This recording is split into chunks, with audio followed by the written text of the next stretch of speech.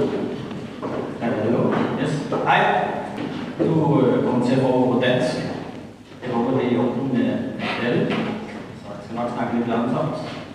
Jeg aner ikke, hvad Helge lige har sagt, men jeg hedder Lars, og jeg er blevet til heroppe for at snakke. Jeg er iværksætter, så hele min præsentation kommer til at handle om iværksætteri og, hvad kan man sige, fra mit synspunkt. Og jeg tænker, at jeg er meget uformel. Præsentationen kommer også til at være meget uformel. Jeg føler selv lidt, at jeg repræsenterer sådan iværksættermiljøet. Det har jeg altid følt. Når jeg snakker, så snakker jeg meget sådan, at jeg føler, at jeg er på vejen af iværksætterne. Og jeg tænker, at vi slutter af med lidt nogle spørgsmål, og sådan, hvis ikke må stille mig alle de spørgsmål. Men jeg skal præsentere lidt om en af mine virksomheder, som hedder Rocket Labs. Så skal jeg snakke lidt om et økosystem-initiativ, som florerer i København lige for tiden, som hedder Copenhagen for the Win. Og ja, skal jeg også snakke lidt om mig selv, og det er jo altid det er fedt at få lov at snakke lidt om mig selv. Jeg er 32 år. Jeg har været iværksætter i 5-6 år. Jeg har 2 børn og en kone. Jeg har 4 virksomheder og en del ansatte, som det skifter lidt en gang. Jeg er uddannet på IT-universitetet i København, men har altså valgt at blive iværksætter, så jeg bruger nogle af de ting, jeg har lært, men jeg har aldrig vist mit diplom til nogen, så i princippet kunne jeg bare få at sige det. Så jeg er meget passioneret omkring at hjælpe andre. Jeg er sådan en, som ofte ser nogle udfordringer eller problemer, og så vil jeg gerne løse dem, og jeg har ikke altid tid til at løse dem selv, så jeg elsker at inspirere andre og hjælpe lidt, og det er sådan set det, som gennemsyrer Rocket Labs som sådan. Så har jeg et citat fra sådan en kendt person, lidt bare lige for at underbygge, hvad jeg er, ikke? Kender I Morten Lund? Ja. Jeg sidder ikke til daglig med Rocket Labs. Det har jeg bydet nogen til at gøre, men jeg har været med til at starte det. Jeg sidder som direktør i noget, der hedder Linkfire.com, og Linkfire er en måde at prøve at komme ind og hjælpe musikindustrien, den blomstrende musikindustri, i forhold til streaming services og download services. Det er en branche, der endelig er begyndt at vækste igen 30% sidste år. Og vi hjælper med at linke til musik. Det lyder meget banalt, men vi hjælper med at linke til musik på forskellige platforme. Det vil sige, at nogen bruger Spotify, nogen bruger iTunes, nogen bruger Deezer, nogen bruger radio osv. Og vi giver artister, vi giver record labels, pladeselskaber, vi giver dem et link, som de kan smide ud i deres e-mail-kommunikation, på deres social media, på banner, og det link finder helt automatisk ud af, hvilket streaming service den pågældende bruger, og så åbner den op på mobilen, eller på desktop, eller tablet. Det lyder rigtig simpelt, men det er faktisk voldsomt komplekst. Vi er i gang med at indeksere al digital musik på tværs af 23 forskellige streamingtjenester globalt. Så det er sådan en ordentlig motor, som bare sidder og kører. Men det er sådan lidt, jeg er sådan lidt nørd af natur, og jeg er meget passioneret omkring sådan noget. Jeg startede selv som udvikler, så det er noget, som jeg rigtig godt kan lide at bruge rigtig meget tid på.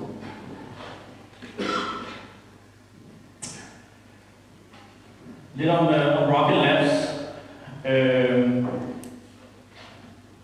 Citatet her rummer sådan meget godt min mission med Rocket Labs. Helt fundamentalt så er Rocket Labs et kontorfællesskab med et specifikt fokus på tech og digitale iværksættere. Det er sådan set fordi jeg har passion inden for det. Jeg ved ikke så meget om meget andet som sådan. Men jeg har heller ikke sådan voldsomt store ambitioner om at drive et kontorfællesskab. Jeg har ambitioner om at drive et økosystem og bidrage til det og tage noget af økosystemet. Så kontorfællesskabet for mig er en metode til at etablere det her økosystem som sådan. Og så er det selvfølgelig også en god forretning sidenlæg, men det er jo ikke et IT-system, som kan vokse fuldstændig eksponentielt. Jeg startede Rocket Labs, fordi at lige pludselig begyndte jeg at have så mange ansatte i mine virksomheder, og jeg var så træt af at skulle koordinere rengøringsdamer, arrangere fredagsbarer, internettet som ikke fungerede. Så mange af de der frokostordninger var ikke gode nok. Alle sådan nogle ting, altså det blev med at tage tid fra min core forretning. Og så begyndte jeg at bruge rigtig mange freelancer, og jeg fandt ud af, at det kunne ikke betale sig altid at have folk ansat til en lille opgave, der var bedre at hyre nogle freelancer, som kunne hjælpe mig med noget søgemaskineoptimering eller et eller andet. Så jeg begyndte faktisk at etablere nogle kontorpladser i det sted, hvor min virksomhed sad. Og så begyndte jeg at få nogle freelancer ind, som støttede meget godt. Altså var meget egoistisk, de var der for lidt. Jeg kunne tage dem også, fordi de havde arbejdet andet sted. Men så fandt jeg hurtigt ud af, at mange af de her virksomheder, de havde rigtig gode idéer, men de havde ikke rigtig noget netværk. De vidste ikke, hvordan de skulle få kunder. De havde ingen penge. De vidste ikke, hvordan de skulle få distribueret deres markedsføring, deres produkter og sådan nogle ting. De havde meget lidt ekspertise, og det var lidt mærkeligt, for det kom lidt som en overraskelse for mig, fordi at, det havde jeg heller ikke til at starte med, men det byggede man sådan om efterhånden. Men jeg tænkte, det kan jeg bare lære, men jeg kan bare lave et netværk, hvor vi alle sammen kan dele af det, som vi lærer, og alle de udfordringer, som vi møder. Og så tænkte jeg prøver lige at lave en business case på at lave et kontorfællesskab, hvor at folk som mig kan dele viden med hinanden. Og så tænkte jeg, at jeg bliver nødt til at lave noget, der er inden for det område, som jeg kan finde ud af. Og så skal det være et sted, hvor man kan vidensdele, og hvor man ligesom kan high-five i frokostpausen og føle, at man når sådan en higher level. Og så var jeg træt af, at personligt så er min families PowerPoint wizards. Jeg er dem, der altid hjælper med Word, når det kunne stå. Altså jeg bliver rækket op hele tiden. Hvis jeg skal hjælpe med eller et eller andet virus, der er poppet op, så er det mig, de ringer til. Og jeg har siddet i kontor med nogle andre før, hvor fordi jeg var den eneste, der kunne noget med computer, så var jeg den, der altid skulle hjælpe med alting. Og det ville jeg gerne have, at det ikke skulle være. Jeg ville gerne have, at alle der var nogens PowerPoint-assistent, altså at alle kendte til det, sådan så niveauet på en eller anden måde kunne blive højnet. Og så skulle det være en legeplads. Min kone kalder det man cave, men det skal være et sted, hvor at man har det rigtig, rigtig godt med at komme på arbejde. Og så skal det være et 100% carefree environment, sådan så de virksomheder, der er derinde, kun skal fokusere på deres core forretning, for at få succes mest muligt, og vi tager os af alt det kedelige. Vi sørger for, at de betaler en flat fee, vi sørger for rengøring, for hurtigt internet, 24 timers adgang, kaffe, fredagsbar, alt sådan nogle ting, netværk event. Vi skal slet ikke tænke på noget, kun deres core forretning. Og så skulle det være dem, som havde lidt samme heroes som mig. Det er ikke fordi, det er specielt nogle heroes, men jeg tror ikke,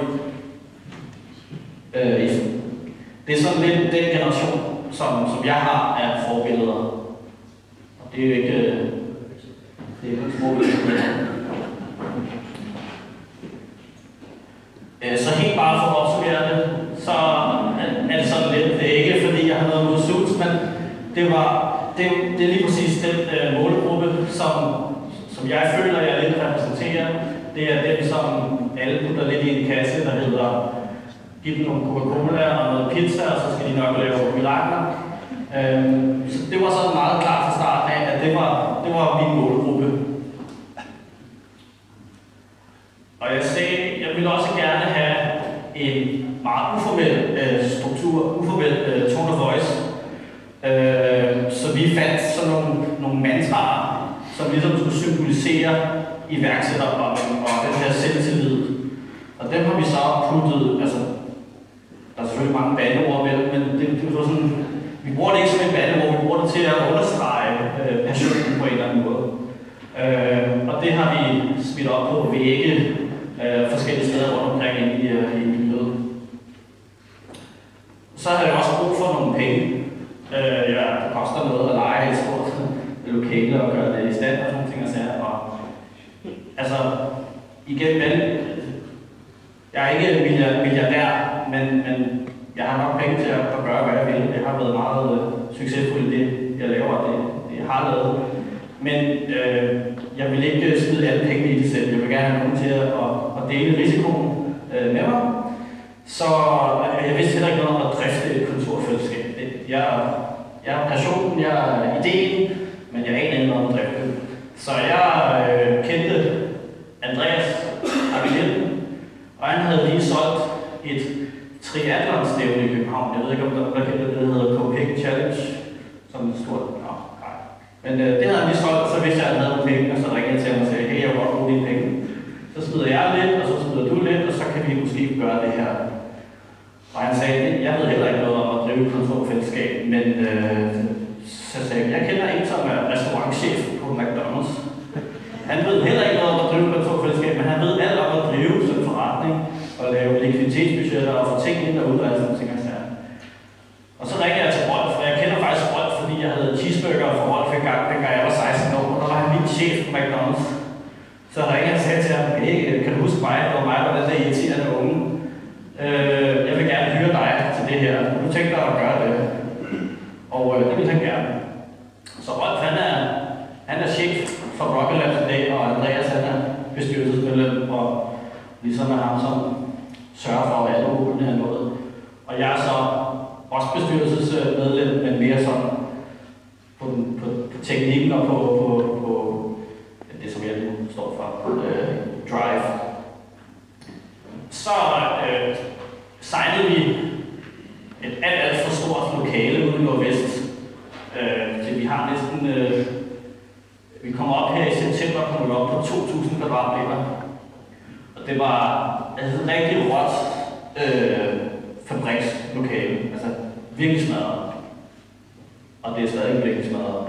Fordi at vi har hele tiden sagt, det skal ikke være location, det skal ikke være indretning, der er det vigtige, det er fællesskabet og det er netværk, der er det vigtige. Så i princippet så kunne vi sidde i en lade, men hvis der var et rigtigt fællesskab og et rigtigt netværk, så ville det stadig give god mening. Det er blevet lidt pænere siden da. Der er brugt meget blood, sweat and tears. Men det er stadig sådan lidt samme stil, meget råt, meget fabriksagtigt, meget inspireret af nogle af de amerikanske kontorfællesskaber i San Francisco. Jeg har været besøgt med dem. Men det er stadig ikke. Så er der lidt engang med nogle designmøbler, så er der lidt IKEA-møbler, det er vist fordi jeg er lidt næring nogle gange. Men altså det er lyst og stort, og der er lidt blanding af lukkede lokaler og åbne lokaler. Og vi har så en restriktion midt i, hvor vi tvinger folk, det er der, hvor printeren er, det er der, hvor sodavandene står. Vi tvinger folk til at faktisk gå ud af deres lokaler for at få noget sodavand og for at få noget kaffe, så de kan møde hinanden.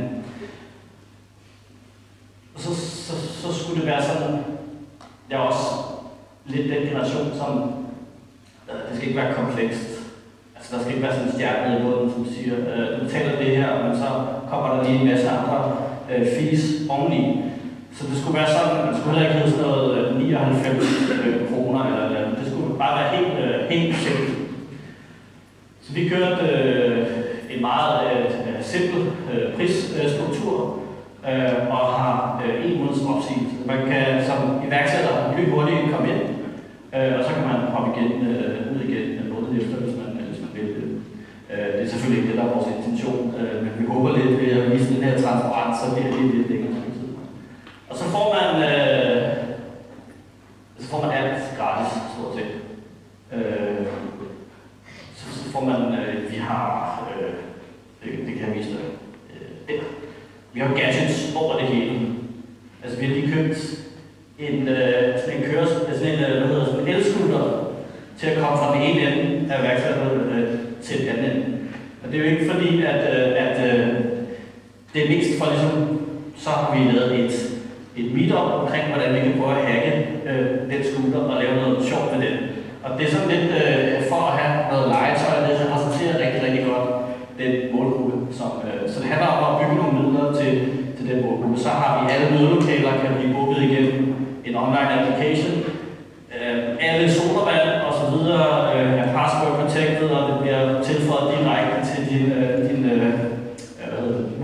fakturer og sådan nogle ting, altså det er nørd med streger der, ikke? Og vi har brugt meget, meget lidt penge på markedsføring, og det var også med vilje.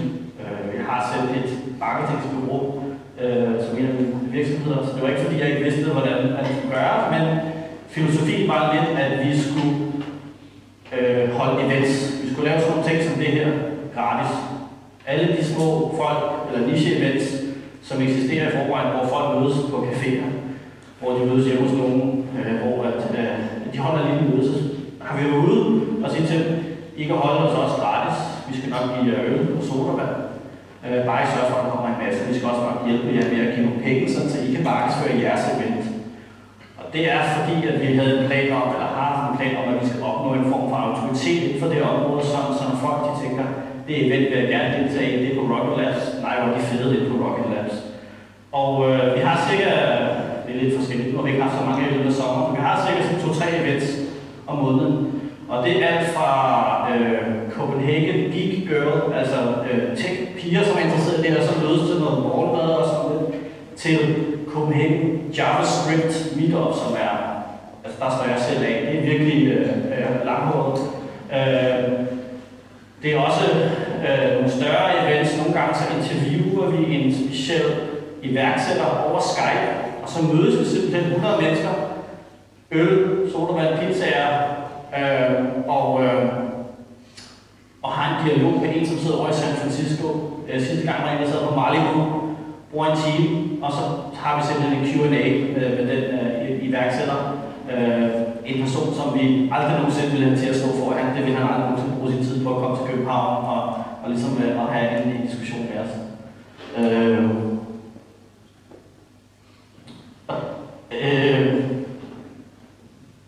Det er selvfølgelig desværre, altså 80% unge mænd, som er hos os. Vi har en del kvinder, men altså ikke en stor procent. Og de arbejder primært inden for digital kommunikation.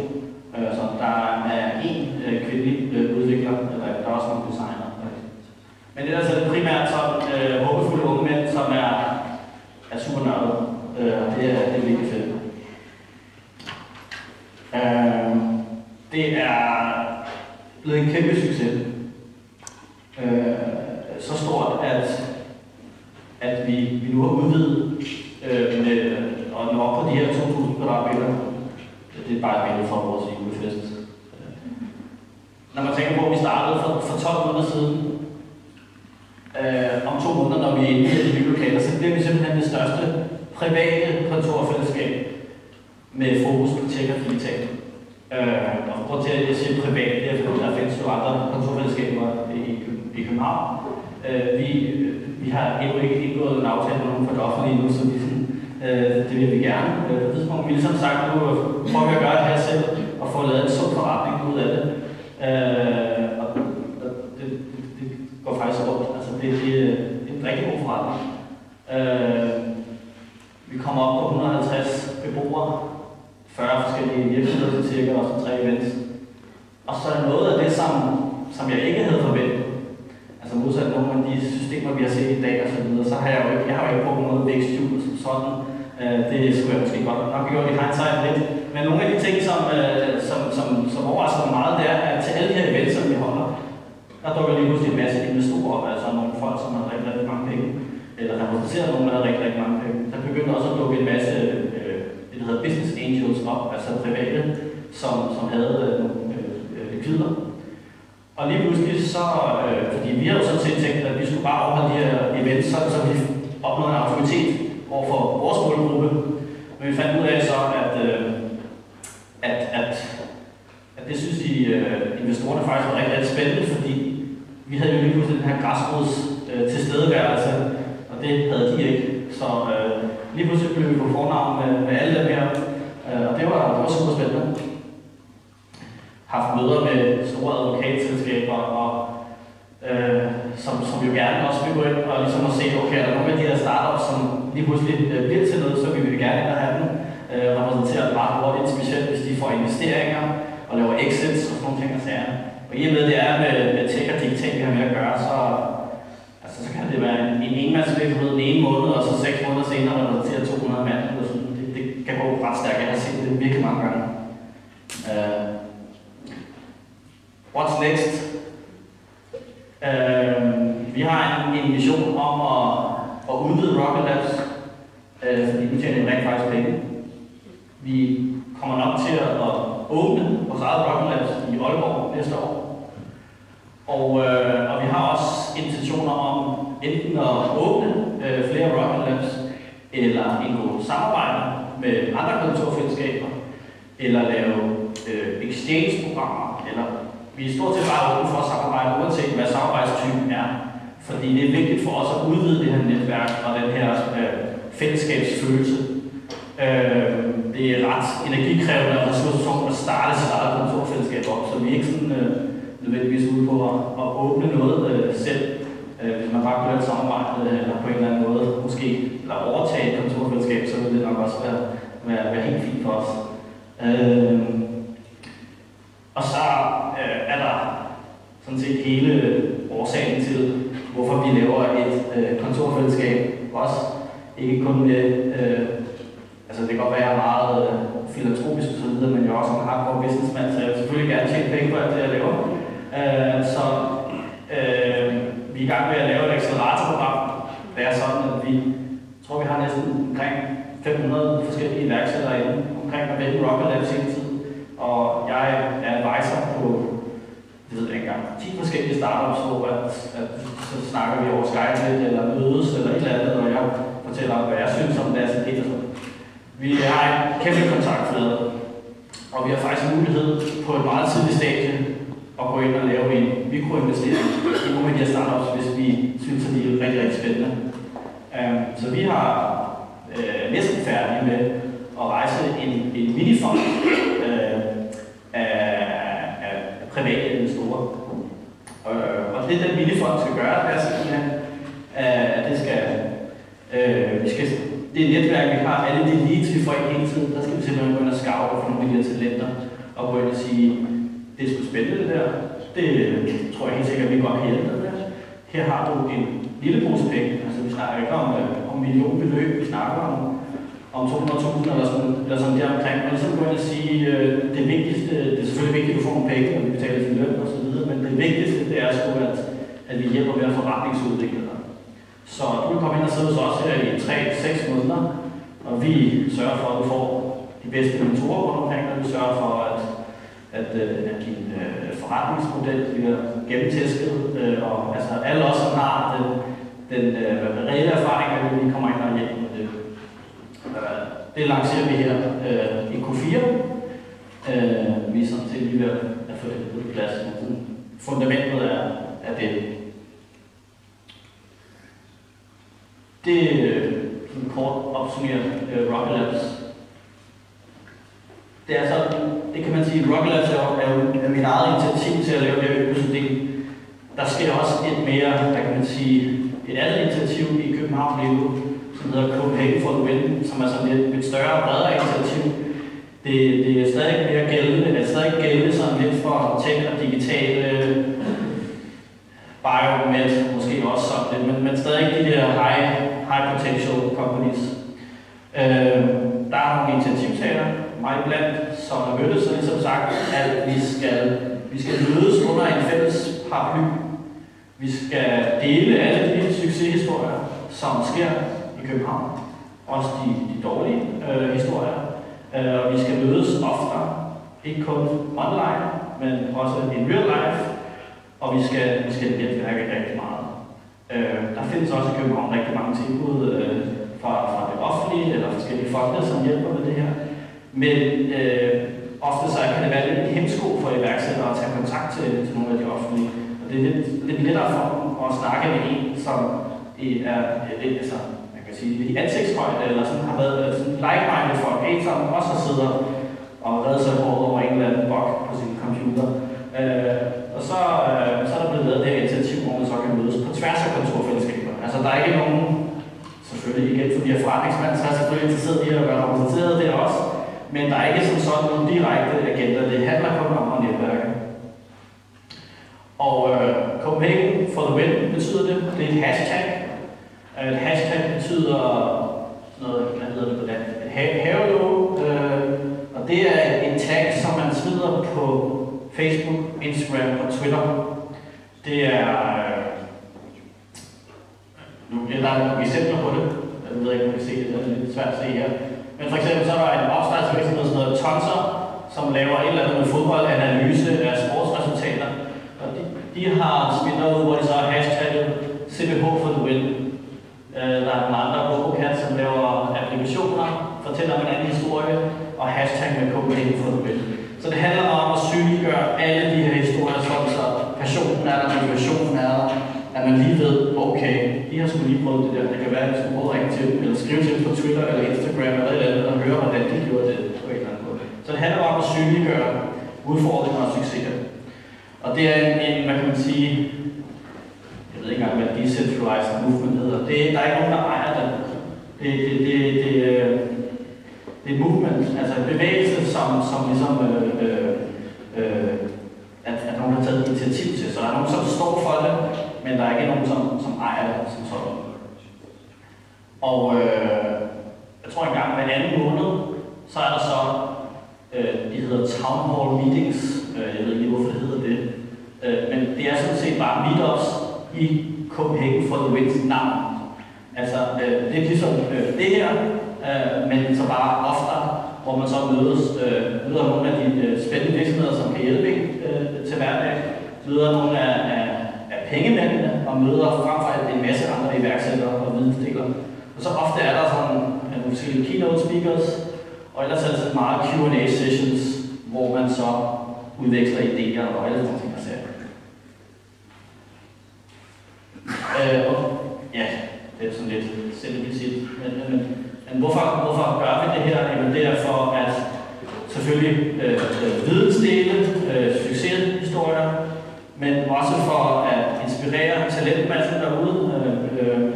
Selvfølgelig også for at vise over for de her store investeringsselskaber, som er derude, at der er meget talent, altså at vi godt kan larme, og så selvfølgelig få en masse mediedækning ud af det også. Så det er ligesom en græsrodsbevægelse, der ligesom siger, at vi skal bare larme en masse, og vi skal snakke meget mere med hinanden. Så nu har jeg været, det er første gang, at jeg har været på Færøerne. Jeg har mødt rigtig mange spændende mennesker allerede. Jeg har snakket med folk, som jeg aldrig nogensinde kommer til at snakke med i Danmark. Og det er virkelig fedt. Og det er rigtig positivt at se, at der er så mange, der er samlet omkring det her.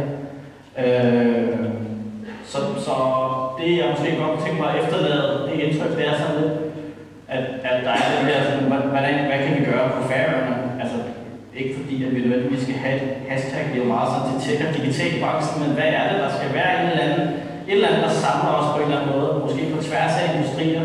Jeg ved ikke, hvor stor tech og digitalindustrien er. Jeg ved, at der er meget med marine, specielt på Enova, altså bio-ting.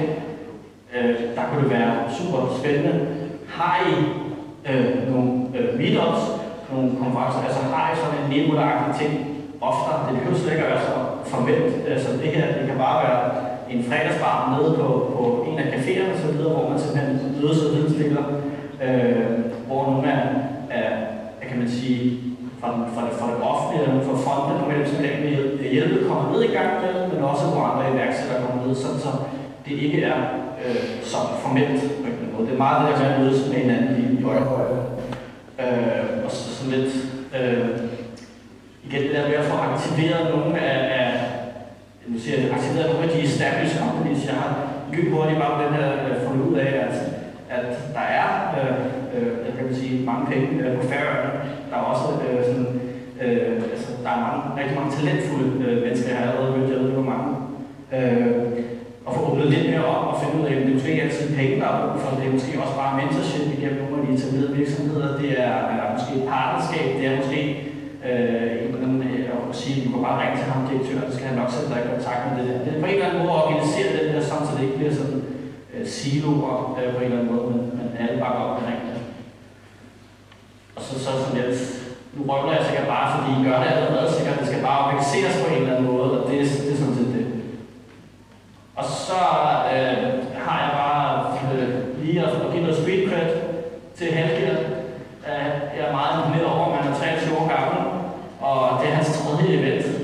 Og jeg ved altså, det kræver rigtig meget at arrangere det event. Og jeg synes bare, at det er rigtig flot, så hvis vi har lyst til at give dem en hånd, så synes jeg, det er virkelig flot.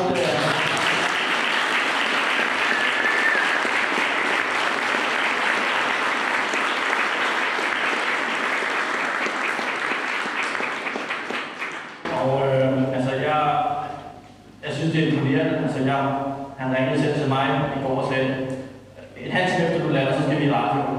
Så det kan godt være, at vi kommer til at køre lidt stærkt. Så lander jeg heldigvis lidt tidligere. Men at det der med, at han har fået sat så mange ting i gang, det er jo i princippet iværksætteri. Nu ved jeg jo så, at han tjener jo ikke rigtig nogen penge på det, så det er jo passion at drive det her. Og det er jo det ultimative på et That's it. Skriv til mig på lars@rocketlabs.dk. Jeg har kun et visitkort tilbage. Jeg har givet dem så mange. Jeg har ikke taget nok med. Jeg har til i morgen kl. 5, hvis I vil mødes med mig. Jeg skal ud og have en drink til aften. Hvis der er andre iværksættere, der får sådan en møde, så vil jeg meget gerne give den første drink. Men ellers er jeg her og tage en snak med mig. Og hvis I har en forretningsplan, som mangler en eller anden ping-pong med, så er jeg også tilgængelig. Det kunne jo være, at der falder penge af eller et eller andet. I don't know. Men i hvert fald, tak for at du kom.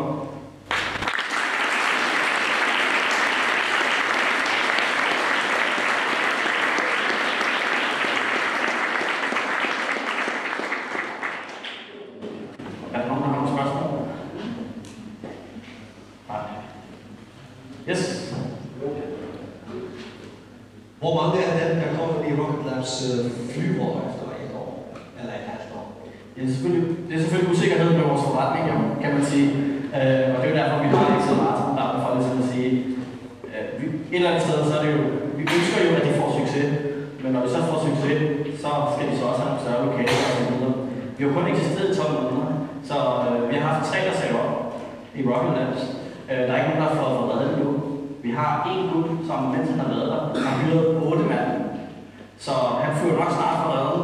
Han laver spiludvikling til mobiltelefoner. Men indtil da, så er vi bare glade for, at han bliver hos os. Så vi ser nok flere, der flyver for redden. Men det er jo et high-risk miljø. Og vores rolle er ikke, vi hjælper dem så meget vi kan, men vi har ikke nogen vidensfolk, som ligesom tager dem igennem programmer og så videre. Vi ved det ikke endnu, men der er folk, som har sagt op, fordi de har fået et andet arbejde primært.